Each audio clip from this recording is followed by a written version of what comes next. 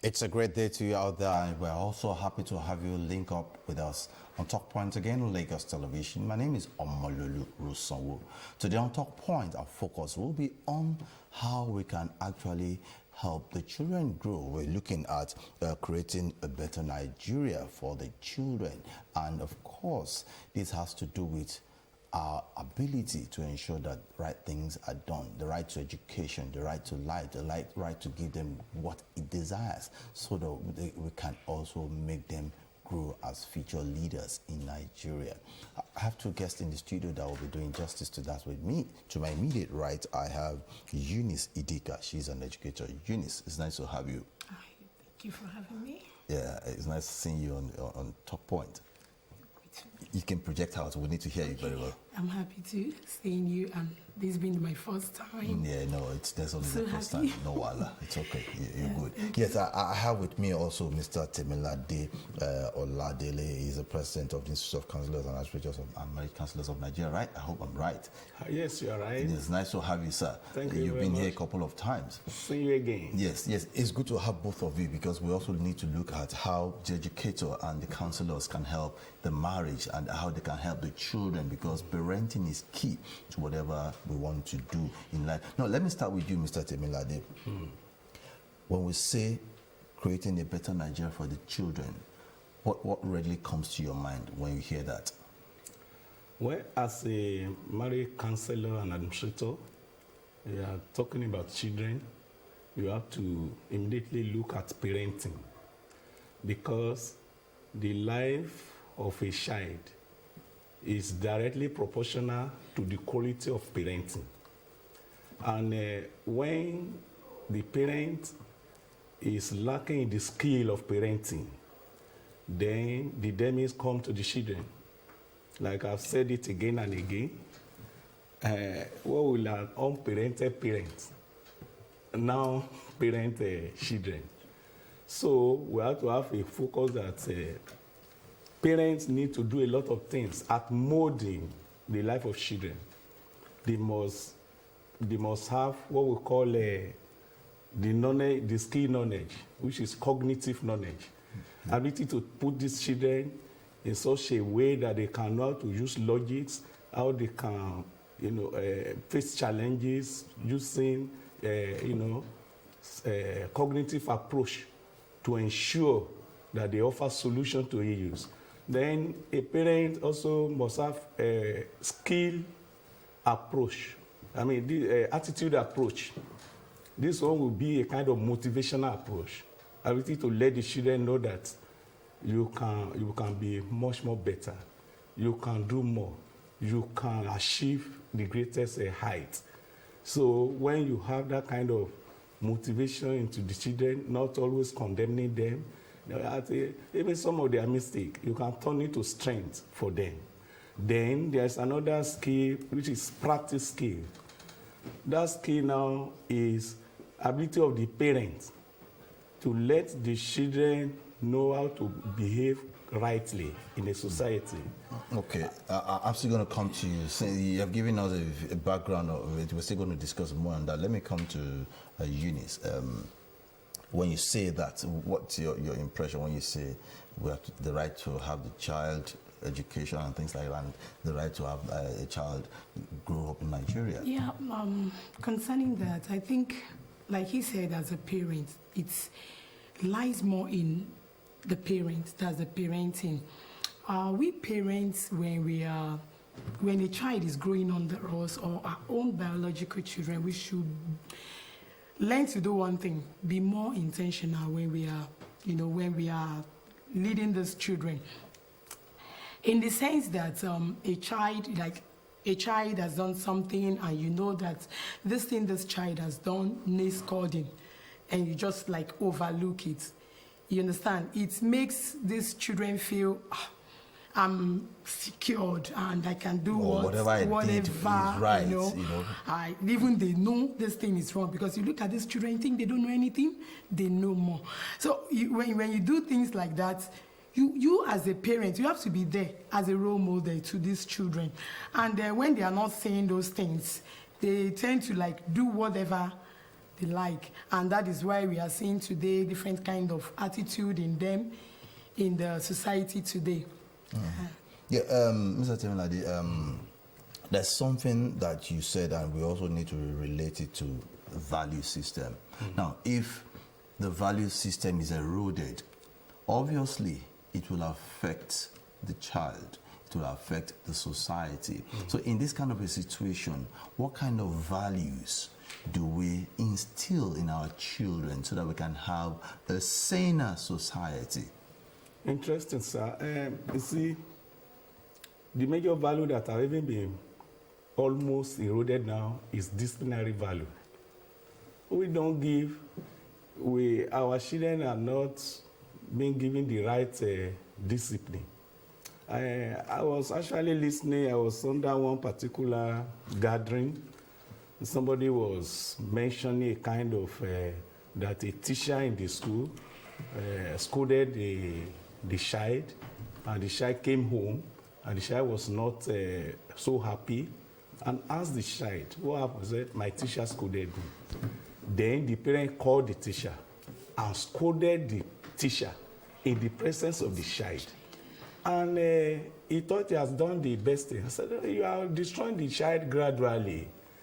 A teacher that is supposed to add value, educational value, even cultural value to the child, when you are now scolding the teacher in the presence of the child will now, how will that teacher even be able to add value to that particular child? The teacher may just humbly decide to ignore that child. And that is how you begin to destroy the child gradually. Now, like my colleague said, that we should be intentional in something. You see, in our days, who are you to bring the report of your teacher to the to your parent? The parent will first of all deal with you even before taking you to the school to go and find out what happened. But this day, we are more of our children than even inculcating discipline in them. Then our societal value are no longer in place. Like this, is our value in the society to respect, value to respect. It's our value in the society to speak modestly. You need to see how some of these children speak. And they are learning this thing from their parents. I had a teacher, they asked that child, what's the name of your father? He said, Mr. Stupid. Will you keep quiet? I said, it's Mr. Stupid. Then the teacher followed the child home, and only to get to the place and met the mother. As I greeted the mother, exchanged pleasantry and the rest. How is that? He said, don't have the stupid man from me. Okay, so obviously the child learned that from the mother. And by the time the father now came, and the teacher was like, I've just asked of you from the mother. He said, don't have the stupid woman from me. Oh, the child now picked, okay, stupid woman, stupid man. So the child now forms an opinion that the name or their names or the parents, they are stupid. So you now discover that most of the attitudes our children grow with, they are product of how their parents have grown them up. Okay. And even in our time too, at times we'll say, my father used to do this in those days. They will gather like this. My father used to give this kind of maybe quotation and the rest. Those are the things we learn from them. Okay. These children also are learning. I'm going to come to you because I'm going to ask you what your expectations are from the government, because the government is quite doing a lot to ensure it, but have they done enough? That's what we were looking at. Let me come to you. Your own experience in this area. Have you come in contact with these children, and when you come in contact with them, what are the things that you hear? Actually, like I would say, I'll use my class as an example. There is this child in my class. No names, no. Yes, there is this child in my class that most times you see him, he speaks, foul languages, and others will come and call me. He's speaking it again. You have asked him not to speak this language, and he's speaking it again. Most times I call him. Where did you hear this language from? He will just be laughing. he will be laughing. As in, I don't know, but I bless God that I've been able at least to draw him closer to myself. I talk to him. You don't use this. He even with his mates, he uses all those foul language. But I believe all those things, they see them at home. Is what the parents are doing at home. Because it's not just saying, do as I say, don't do as I do. What they see is what they do. They don't listen to that what you say. They want to see what you're doing, and that is what you see them doing. What you're saying is what comes out of them. I could remember like my home. My husband tells my children, I don't want to hear anything like foul language. You cannot see my children saying anything like that. And because of that, it's now part of me and anybody that comes from that family. I go to school, I teach these children no foul languages. So, but what I'm trying to bring out is that what they see is what they do. More of what they see is what they do. So they don't want, if you tell them this, and they see you doing another thing, it is that thing you're doing that they will follow. Go with. So it's always good to do the right things the right before thing these in children. their presence. Whenever they are there, make sure you're doing the Even right thing. if they're not even there, if they are not there, you need to do the right you have things. to do the right thing. And if you're telling them, okay, you're telling the child don't lie, and the child sees you lying, maybe to the daddy, to the your mother, to father, he will be like, they said I should not lie. Let me just come in here on a lighter note. There was a time I went somewhere and I needed to see the man of the house. Now, my first contact was with the child before the mother. Now, I asked after the father and said, my daddy says he's not at home. Imagine that kind of a situation. My daddy says he's not at home. Of course, that sends a signal to me that, he doesn't want to come out, or probably maybe out of shame or something like that. You know. Now the mother now comes out and says, he's tired, but it is so obvious that something is missing. There is a lie there, and you're teaching that. But the child has refused to learn that lie. Just say he's at home. He's just saying, I should say. So in that situation, we have to also be very careful. I thought I should just mention that. Now, the role of the father, the role of the parents, and the government is key to doing this, and the parents. Now, what are your expectations from the government in this light? Because the government too is also putting things in place. The right to education is there for the child.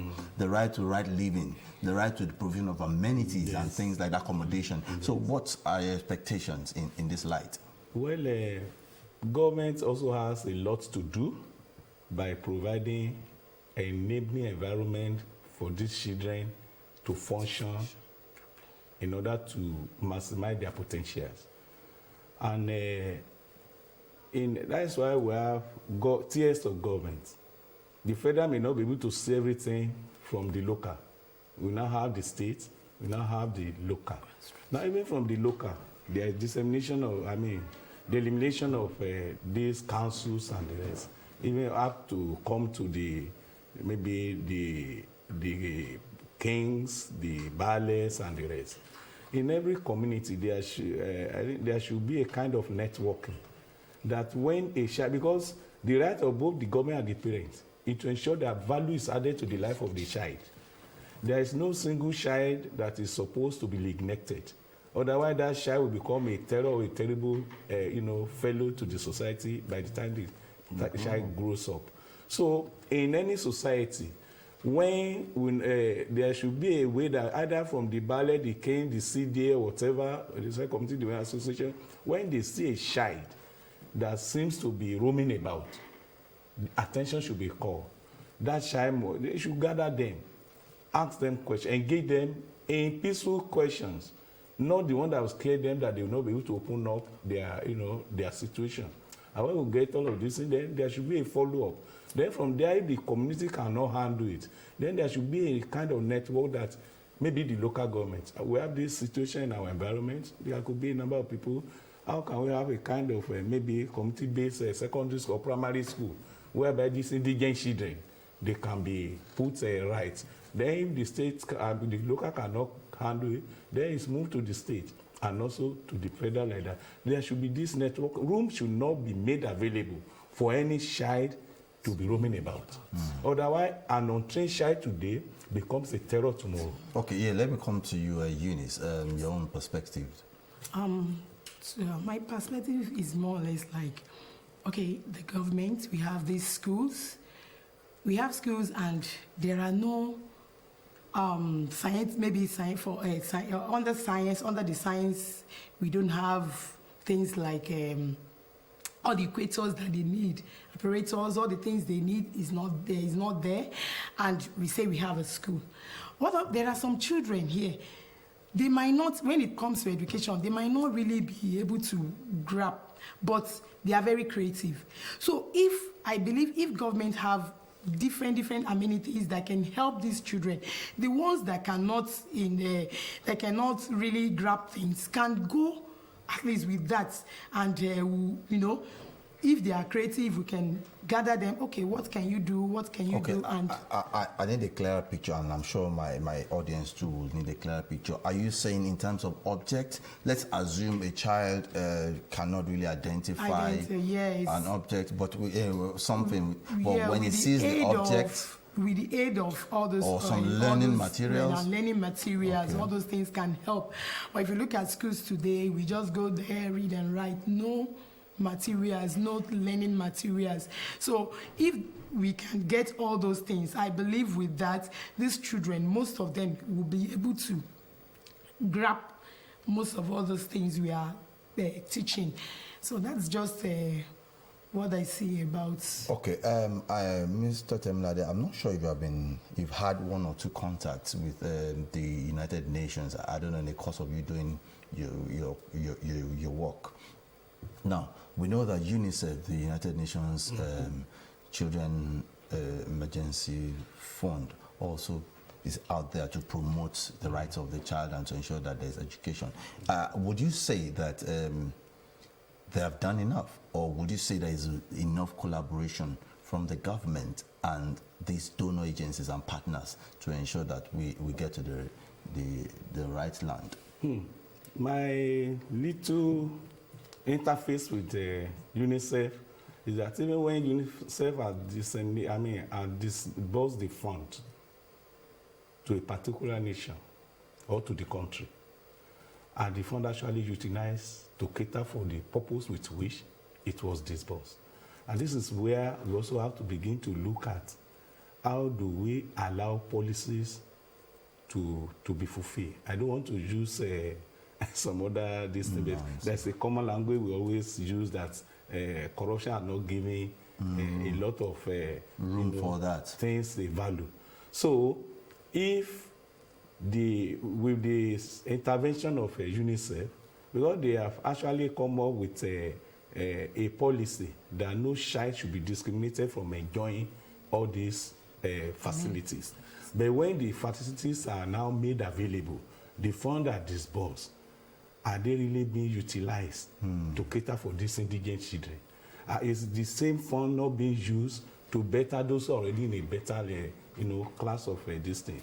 So then monitoring, maybe from the UNICEF point of view, how do they carry out their monitoring exercise? Because one thing is to take an action, then another thing is to follow up.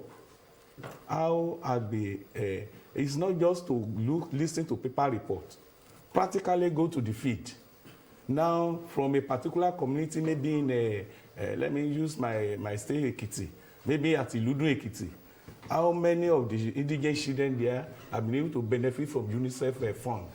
There should be a local report, not even somebody maybe to sit at the state headquarters and just package a particular paper and say it is done. Any paper can be packaged beautifully, but the reality is it actually real? So you're talking in terms of proper implementation. Implementation of and follow-up and the evaluation of this thing. It needs to be done so that the fund will not just be being used for a wrong purpose. Okay. So effectiveness of that fund, in my own opinion, has not actually met the need of the purpose with which it is being disbursed, because there are many of these indigent children all over the place. Even in the cities, they are there. Like my colleague said, some of these children that maybe they are not cognitively active, they can learn skill. Well, thank God, Lagos State is doing a lot of, I've had the opportunity to see whereby they are carrying people, some people for skill acquisition, this, that, even graduating them. That is encouragement. But the government should still do more. Because these youth, these children, they are our tomorrow. Our age now, gradually, we are going. So what are we inculcating? And then there should be something that should be put in place. The children that maybe they are from the opulence, there shouldn't be too much gap between those ones that they think they are less privileged. And this one is even creating havoc. The less privileged children, by the time they grow up, they are the ones that will be attacking the opulent children, those who think they have the timber and caliber. And they become a problem for them. So why not growing them all together? Okay. This kind of fund, use it to better this. Yes, as we round up, you're taking that direction. I think, like he said, is follow-up. That is the most important thing. They should do follow-up. Not just, we know there is this availability of the fund. There should be a proper follow-up. They should follow up these things and make sure that every one of them benefits from the policies or whatever the government have in place. The government have in place for the children. They should all benefit from it. It shouldn't be limited to some people, like I said. It should be limited to just the ones that they feel they can do it. Yes, we can do it. Those less privileged too can benefit from it. That is just what I see. Yes, whoever is elected as into government or serving in the government is expected to not be biased. I have to put it that way, so that things can get better. Should not discriminate. No discrimination, no bias. Everything should be done properly. Yes, I want to thank you for being part of Talk Point. We've been discussing on creating a better Nigeria for the Nigerian child, and I have two guests in the studio, and we've been discussing that. I want to thank you so much, Eunice, Idika, for being part of Talk Point. Yes, I also want to thank you, Sir Mr. Temilade, for also being part of Talk Point. Thank you very much. Yes, on that note, we have come to the end of Talk Point. 767 and 112 are still the lines to always reach in times of emergency. Stay out of trouble.